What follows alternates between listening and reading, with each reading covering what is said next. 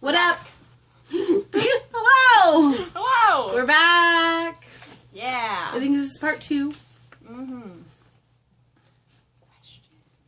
Oh, questions part 2. Yeah, we have a lot of part 2 videos. Did you forget what we were doing? I kind of did. You were like, hey, camera. Yeah. So, if you haven't joined us for previous videos, we like to prepare questions in advance for each other. She has not seen my questions. I have not seen hers. Right. And we like to explore the dynamics of the new Christian life in the questions that we might have that might come up that aren't always... It's hard to ask questions when you become a new Christian or you're walking this walk and things come up and all of a sudden you're like, wait, what about this? Yeah. And like maybe you don't have the resources in which to go to a pastor or someone who even knows the answers and be like, so can you clarify this for me? And not to say that we know all the answers, but we like to explore these questions in the hopes of maybe together we can just start a dialogue. Yeah, start a dialogue. Finding answers. Well, yeah. Yeah. Yeah. So I think it's my turn to ask a question. Yep. All right. What can a Christian expect to receive from God? Change.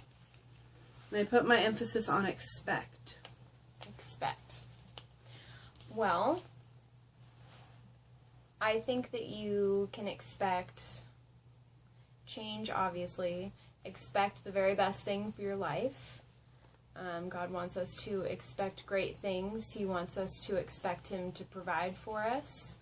He wants us to expect His grace, like His forgiveness. Yeah. What about, like, should we expect, like, good things as far as, like, are we going to get gifts or, like, special treatment now that we're Christians? I don't think it's a special treatment issue. I think it has to do with expecting that God's going to be there. He's going to be our constant. There's going to be good times and bad times, but we can always expect that He's going to take care of us where we are as long as we're seeking after Him and seeking His guidance. Yeah, He wants us to pray bold. He wants us to expect the very best things that we can have for our life. And we will be blessed, but that doesn't mean that it's all material possessions. You know, we live in a house. We're not living in a mansion. We're not living in the nicest of things, but I'm expecting God to provide. I have a great job. I have money coming in.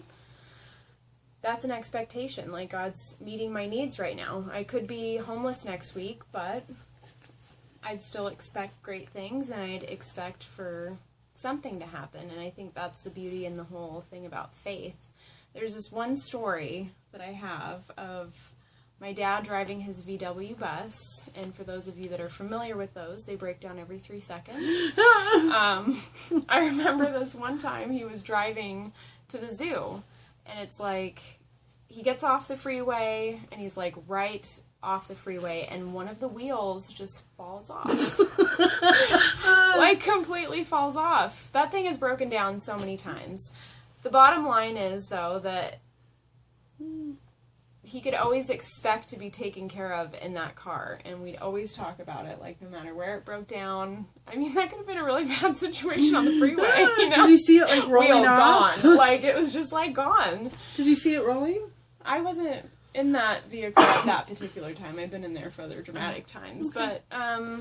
But something like that. Like, if you picture yourself, you're driving along in a car, and, like, you can expect that you're going to be going somewhere. You can expect that you're going to arrive at your destination, but just expecting that you'll always be provided for.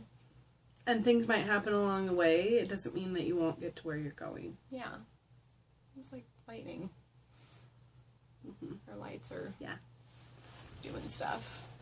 Good. Yeah. I like that answer. Well, thank you. All right, on to the next question. All right. This one's kind of personal.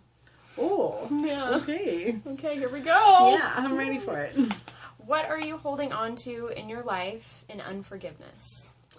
Oh, we went there. Yeah. Okay, what am I holding on to in my life for unforgiveness? Like, what am I not forgiving? Yeah. Okay. Well, hold on. So what are you not forgiving, and then how is that affecting other areas of your life?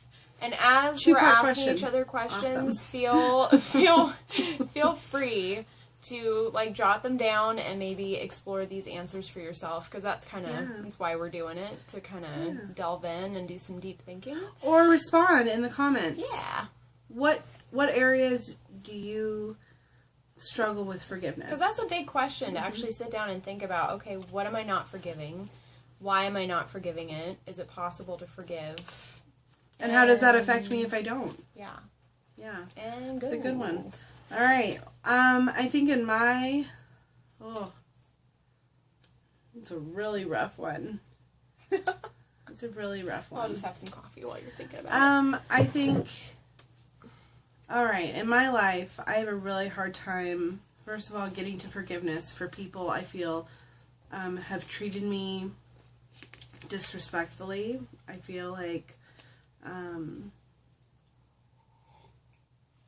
there's certain people in my life that I've opened up to or given a piece of myself to, whether it be guys or like friendships where you have actually delved in and spent a lot of time and energy and like effort in maintaining a friendship with them or a relationship with a person, and for it to be disrespected or thrown away. I think that's where I struggle, because it's not necessarily that I see myself as someone that's not forgiving them. I'm like, who needs them anyways? It's more like I'm holding on to that injustice, and when their names come up in my life, I'm like angry still. I'm still like, whoa, forget them, like, you know, hope they're living a great life, you know, without me. Not to think so highly of myself, but like, we all do it. I would giggle if something bad was happening to them, and really that is unforgiveness. I'm holding on to these things, even if I don't identify it as unforgiveness. If something bad happens to them, or like they're in some kind of misfortune, I'm like, I bet you wish you were friends with me now. You know, stuff like that. Or I bet you wish I was still around. I think that's in the areas in which I struggle with. And I think the areas it affects me is those are the areas that God cannot get into. Yeah. He cannot work with you in areas that you're not willing to open up to Him.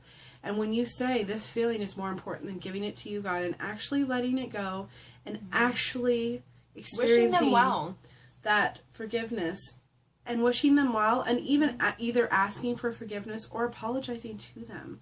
Because really, how high and mighty are we to not recognize when we have a part in the destruction of a relationship, and to take that step back and to say, let me humble myself and find my part in this, because 100% of the time you're going to find pieces of it that are you. Maybe half. Your half. Could be totally half. Well, and I think we harden our hearts against that. Like, well, no, this person hurt me. I'm not, no leeway. But I think if you can identify that part of it, and then another tool that we've been using to find the Lord in days that are a little harder is to be grateful. Yeah. For certain pieces of this What's happening? I'm gurgling again. To be grateful for either the things in your life or things about this particular person. Yeah. They're really hard to find when you're angry. But if you can start naming off the things and thanking the Lord for these pieces that they put in this person that you are grateful for, right, I think somehow your heart is able to soften a little bit to see the reality of when we're not in line with God, we're by ourselves dealing with this burden, and with God He can take it off of us, and it no longer has to be this burden we're carrying ourselves. For what? Does the other person know you're carrying this burden? Does the other person know you're mad? No. They've moved on. So I think that's my answer for that one. It's a really great answer. Yeah, that's what I got. Yeah. How about let's turn it all around? Thoughts. Wait.